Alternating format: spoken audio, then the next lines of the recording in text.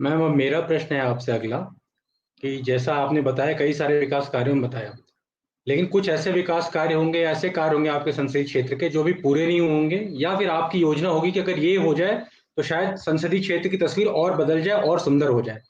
तो आपकी संसदीय क्षेत्र के जो विकास कार्य हैं या बाकी कार्य हैं, उनके भविष्य को लेकर आपकी क्या योजना है?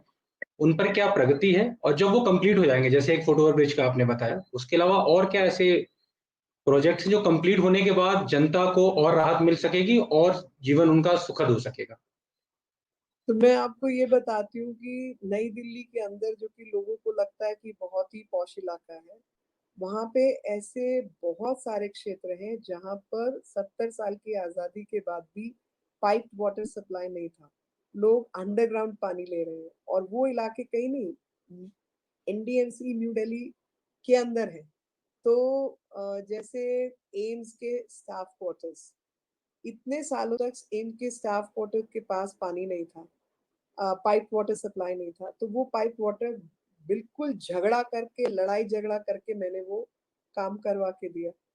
अ, अभी पूरी तरीके से नहीं, अभी भी कुछ सप्लाई उनकी अंडरग्राउंड वाटर वाली है, मगर कम से कम पीने की दृष्टि से पीने का पानी तो अभी वहां आ गया। ऐसे ही Lady Hardinge, sector 2, DZ area, Gole market, ऐसे तमाम क्षेत्र हैं जहां पर हम जो है पीने का पानी नहीं पहुंचा पा रहे, और कहने को वो एनडीएमसी इलाका है।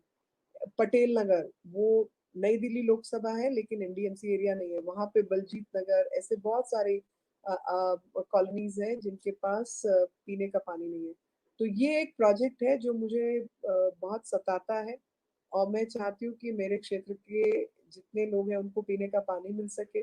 और ये सब दिल्ली सरकार के तहत आता है, लेकिन अभी एक केंद्र सरकार की योजना है, अमृत योजना।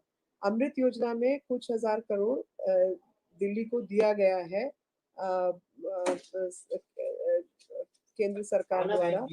तो उसमें हमने क्या किया है कि उस जो अमृत योजना के तहत कुछ हजार करोड़ रुपया उनको मिला है, कि कम से कम एनडीएमसी के अंदर तो वो सारे इलाके को आइडेंटिफाई करके, क्योंकि वो केंद्र सरकार एडमिनिस्ट्रेटर होती है उसकी, उस सारे क्षेत्र को आइडेंटिफाई करके आप पाइप वाटर सप्लाई पहुंचाएं, और उसका सिस्टम इतना अच्छा हो कि जहां जहां लीकेजेस है या अन्य सिस्टम है, पूरा व्यवस्थित तरीके से हो।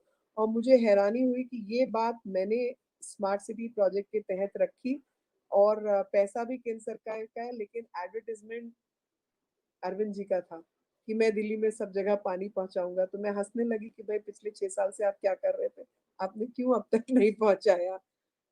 इसी प्रकार, लेकिन नई दिल्ली के ऐसे तमाम इलाके हैं जहाँ पर पीने के पानी की बहुत दिक्कतें हैं, एंड आई विश कि आई कैन करेक्ट दैट, मैं उसको ठीक कर पाऊँ। दूसरा, बुद्ध जयंती पार्क और उसके आसपास के क्षेत्र में मेरा मन है कि हम बायोडाइवर्सिटी पार्क की योजना बनाएं, क्योंकि उसके बगल में महावीर वाटिका भी है। बहुत सारे बंदर भी वहाँ रहते हैं, मोर भी वहाँ रहते हैं, थोड़ा वाइल्ड एरिया भी है, लेकिन उस क्षेत्र के अंदर एनक्रोचमेंट भी बहुत है। तो उस एनक्रोचमेंट को हटाकर, जो मैंने प्रयास किया था डिविजन फॉरेस्ट ऑफिसर से मिलके, हम एक साइकिलिंग ट्रैक सुंदर सा बना सके और जो बायोडाइवर्सिटी है उसको प्रोटेक्ट कर सके। ऐसे ही अन्य प्रोजेक्ट हैं, डीडीए के बहुत बड़े बड़े क्षेत्र हैं, उनको कनेक्ट करते हुए हम लोगों के एंटरटेनमेंट के हिसाब से साइकिलिंग और ऐसी सुविधाएं दे सके, प्लस उन पार्क्स की सफाई कर सके। सालों सालों की गंदगी वहां जमा है और कोई करने वाला नहीं है।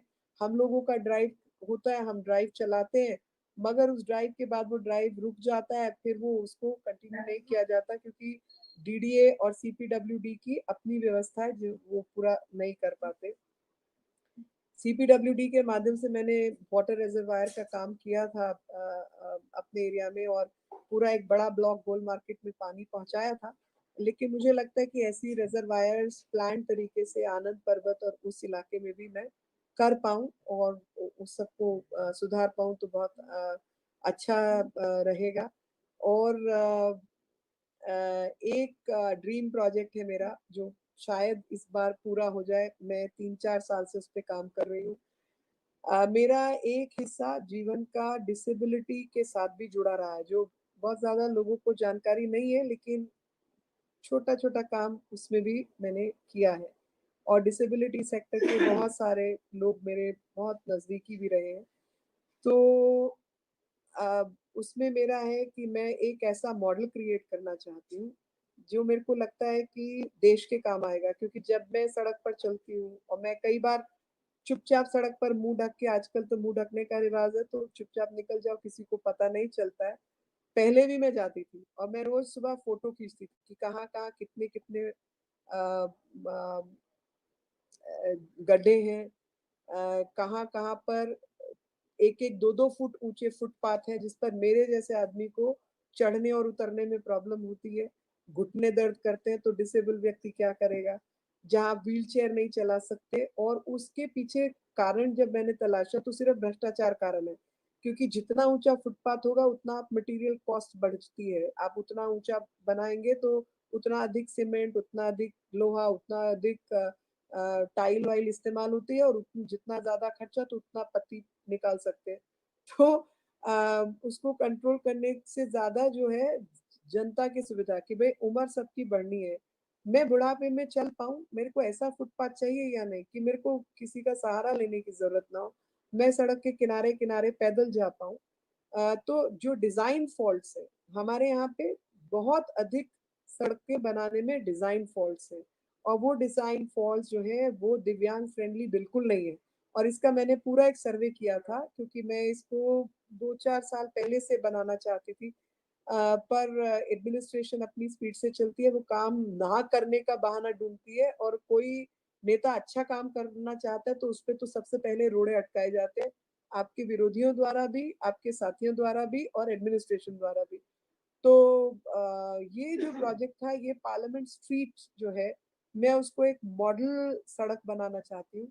उस मॉडल सड़क के ऊपर दिव्यांग फ्रेंडली भी हो, जो मॉडल बसेज़ हैं वो खुले भी उस पर, और एलिवेशन सड़क की क्या होनी चाहिए, अ जो कैरियर है, व्हीलचेयर है, उसको चलाने का क्या प्रावधान होना चाहिए, लाइटें कितनी दूर होनी चाहिए, प्रॉपर इंजीनियरिंग डिज़ाइन मैं क्रिएट करके देना चाहती हूँ देश को, कि ये डिज़ाइन है और अब से इसी डिज़ाइन के ऊपर पूरे देश भर में सड़कें बननी चाहिए।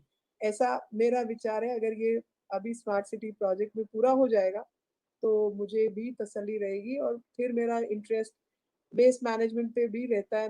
कभी-कभी तो हँसती हूँ कि मैं सफाई वाली हूँ पक्का, क्योंकि लोग प्लास्टिक किधर फेंक रहे हैं, कौन क्या कर रहा है, सेग्रीगेशन ऑफ वेस्ट नहीं है, मेडिकल वेस्ट बीच में मिले जा रहा है।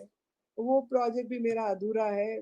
मेरा उसका था कि अलग-अलग सेंटर्स करके अगर हम उसको कुछ कर पाएँ। एनडीएमसी में मैंने ज़रूर किया कि उनके 35 ट्रक रोज़ का कूड़ा जाता था, जो कि ग्रीन वेस्ट था और कुछ नहीं था। उसको मैंने रुकवाया कि ये पैसा वेस्ट नहीं होगा, और आप डीज़ल खर्च करके एनवायरमेंटल पॉल्यूशन भी नहीं बढ़ाएँगे, और ग्रीन वेस्ट को आप अपने क्षेत्र में मैन्योर की माफ़िक बनाएँ, और जो भी एडिशनल आपको उसमें डालना है वो डाल-डूल के उसको आप लोकल एरिया में इस्तेमाल करें। अ, कई सारी चीज़ें हैं, वो क्या कहते हैं, हज़ारों ख्वाहिशें ऐसी कि हर ख्वाहिश पे दम निकले, बहुत निकले मेरे अरमान, लेकिन फिर भी कम निकले। तो बहुत सारे प्रोजेक्ट्स हैं क्षेत्र में जो मैं करना चाहती हूँ, और सॉल्यूशन ढूँढना चाहती हूँ। बहुत सारा काम किया भी है। फिर भी इच्छा रहती है कि और काम हो और लोगों को लाभ मिले, और अ, मेरा जो समय काल है वो आने वाले समय तक लोग ध्यान रखें कि कोई सांसद था जो ये सब काम करके गया। धन्यवाद मैम।